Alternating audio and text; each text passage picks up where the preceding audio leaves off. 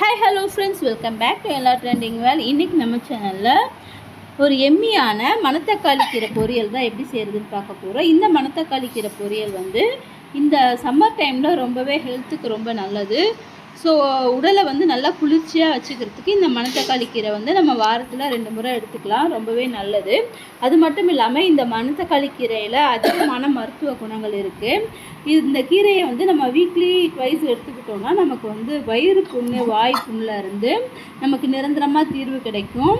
அது மட்டும் இல்லாமல் இந்த மணத்தக்காளி கீரையில் வந்து அல்சரை குணப்படுத்தக்கூடிய ஒரு மருத்துவ தன்மை இருக்குது. ஸோ இந்த மருத்துவ குணம் நிறைந்த இந்த மணத்தக்காளி கீரையை நம்ம வந்து கண்டிப்பாக வந்து வாரத்தில் 2 முறை எடுத்துக்கிறது ரொம்ப நல்லது.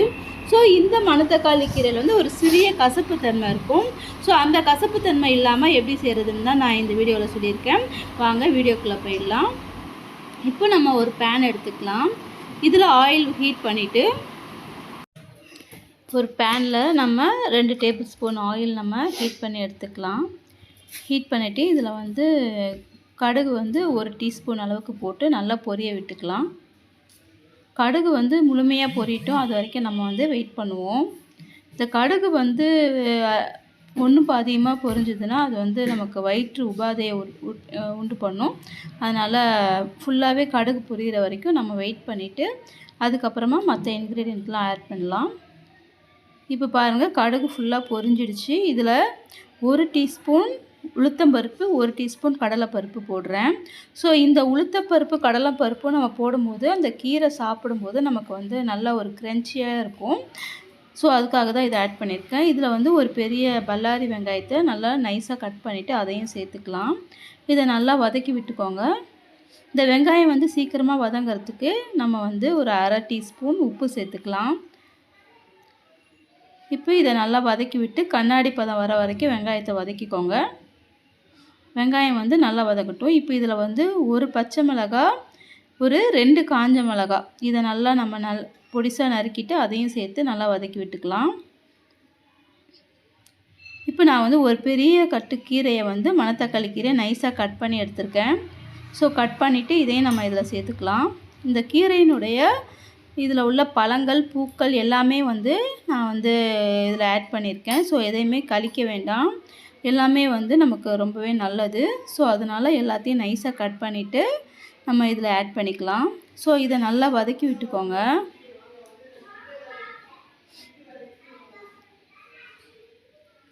ஸோ இதில் வந்து நம்ம இந்த கடலைப்பருப்பு, உளுத்தம்பருப்புலாம் சேர்க்கறதுனால அந்த கசப்பு தன்மை வந்து நமக்கு கொஞ்சம் கம்மியாக தெரியும். ஸோ இதை நல்லா வந்து வதக்கி விட்டுக்கோங்க. இப்போ கீரை நல்லா வதங்குற வரைக்கும் நம்ம வெயிட் பண்ணுவோம். கீரை ஒரு 80% நமக்கு வதங்கி வரும்போது கடைசியாக வந்து நம்ம தேங்காய் வந்து ஆட் பண்ணிக்கலாம். ஸோ இந்த மணத்தக்காளி கீரையில் உள்ள அந்த தக்காளி, பூக்கள், இலை எல்லாமே வந்து ரொம்பவே மருத்துவ குணம் நிறைஞ்சது. இது எல்லாத்தையும் வந்து நம்ம வந்து நல்லா ஒரு 2 டம்ளர் தண்ணி ஊற்றி பாயில் பண்ணி அதில் கொஞ்சம் வெங்காயம், பச்சை மிளகாலாம் சேர்த்து நம்ம வந்து இது சூப் மாதிரி டெய்லியுமே நம்ம எடுத்துக்கலாம். ஸோ இந்த சூப் வந்து டெய்லியும் எடுத்துக்கும் போது நம்ம ஸ்கின்னு வந்து நல்லா பளபளப்பாக வந்து நமக்கு கிடைக்கிது. ஸோ அது மட்டும் இல்லாமல் மணத்தக்காளி கீரையை நம்ம கண்டினியூவாக எடுக்கும்போது கல்லீரல் நோயை வந்து இந்த மணத்தக்காளி கீரை வந்து குணப்படுத்துது அப்படின்னு வந்து சயின்டிஃபிக்காக ப்ரூஃப் பண்ணியிருக்காங்க. அது மட்டும் இல்லாமல் தேவையான சிவப்பணுக்களையும் இது வந்து உண்டாக்குது. உடல் சூடு அதிகமாக இருக்கிறவங்க இந்த மணத்தக்காளி கீரை எடுக்கும்போது அவங்களுக்கு வந்து நல்லா வந்து உடல் வந்து குளிர்ச்சியை கிடைக்கிது. அது மட்டும் இல்லாமல் இதில் வந்து phosphorus, iron, calcium, B vitamin போன்ற தாது சத்துக்களும் வந்து அதிகமாக நிறைஞ்சி இருக்குது. ஸோ கண்டிப்பாக வந்து இந்த மணத்தக்காளி கீரையை நம்ம வீக்லி ட்வைஸ் எடுத்துக்கிறது ரொம்பவே நல்லது. ஸோ இந்த மணத்தக்காளி கீரையை வந்து நம்ம க்ளீன் பண்ணுறது ரொம்பவே ஈஸி தாங்க. ஸோ அதில் இருக்க லீஃப் வந்து நமக்கு வந்து கொஞ்சம் பெருசாக இருக்கிறதுனால நம்ம ஈஸியாக வந்து நம்ம அந்த லீஃப் எல்லாமே நம்ம எடுத்து அதனுடைய தண்டுகள்லாம் வந்து நம்ம ரிமூவ் பண்ணிடணும். அதில் இருக்க லீஃபு, ஃப்ளார்ஸு, அந்த தக்காளி எல்லாமே வந்து நம்ம தனியாக பிரிச்சுட்டு அதை வந்து நம்ம சமைக்கணும். ஸோ அதனால் ஈஸியாக வந்து சமைச்சிடலாம்.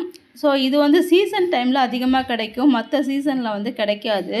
ஸோ வெயில் டைமில் வந்து இந்த கீரை கொஞ்சம் ஓரளவுக்கு கிடைக்கதாங்க செய்யும். ஸோ இது மட்டும் இல்லாமல் இந்த மணத்தக்காளி கீரையை வந்து நம்ம கீரைக்காரங்க கிட்ட வாங்கும்போது அவங்க கரெக்டான கீரையை கொண்டு வந்து தருவாங்க.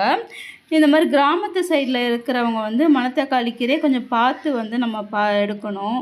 ஸோ இதில் வந்து 2, 3 வகையான மணத்தக்காளி கீரை ஒரே மாதிரி இருக்குங்க. இதில் வந்து இந்த கொத்து கொத்தாக தக்காளி வந்து காய்க்கிற கீரையை தான் நம்ம பயன்படுத்தணும். ஸோ மற்ற தக்காளி பழங்கள் வந்து, அதாவது இதில் உள்ள விதைகள் வந்து தனித்தனியாக இருக்கிற மாதிரி இருந்தால் அதை வந்து நம்ம சேர்க்கக்கூடாது. இப்போ பாருங்கள், கீரை நல்லா வதங்கி வந்துடுச்சு. கடைசியாக நம்ம தேங்காய் துருவலை சேர்த்து ஒரு 2 நிமிஷம் நம்ம வதக்கி விட்டால் போதும். கீரை நம்ம ஸ்டார்டிங்கில் சேர்க்கும் போது எவ்வளோ நிறைய இருந்தது இல்லையா, இப்போ நல்லா வதங்கி நமக்கு கம்மியாக தான் கிடச்சிருக்கு. ஸோ அதனால் நமக்கு ஒரு கட்டுன்ற போது வீட்டில் அதிக பேர் இருந்தாங்கன்னா ஒரு 2 கட்டு கூட நம்ம சேர்த்து செய்யலாம். ஸோ இந்த மணத்தக்காளி கீரையினுடைய நன்மைகளும் இதனுடைய பயன்களும் இதனுடைய ரெசிப்பியும் வந்து நீங்கள் எல்லாமே வந்து பார்த்துருப்பீங்க. ஸோ கண்டிப்பாக இந்த வீடியோ உங்களுக்கு பிடிச்சிருக்குன்னு நினைக்கிறேன். பிடிச்சிருந்தா வந்து இந்த வீடியோக்கு ஒரு லைக் கொடுத்துட்டு, உங்களுக்கு ஏதாவது ஃபீட்பேக் இருந்தால் கமெண்ட்டில் சொல்லுங்கள். நம்ம சேனல் பிடிச்சிருந்தா லைக் பண்ணி சப்ஸ்கிரைப் பண்ணிக்கோங்க.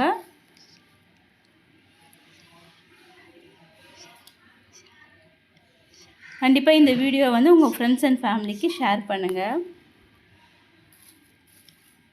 Thank you, friends.